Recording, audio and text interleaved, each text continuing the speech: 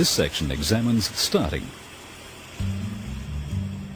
The starting system consists of the battery, cables, starter motor, flywheel ring gear, and the ignition switch. During starting, two actions occur. The pinion of the starter motor engages with the flywheel ring gear, and the starter motor then operates to crank the engine. The starter motor is an electric motor mounted on the engine block and operated from the battery.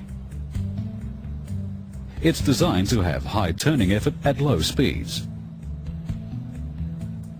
The starter cables are the thickest on the vehicle, as a high current must be delivered to the starter motor to turn the crankshaft from rest and keep it turning until the engine fires and runs on its own.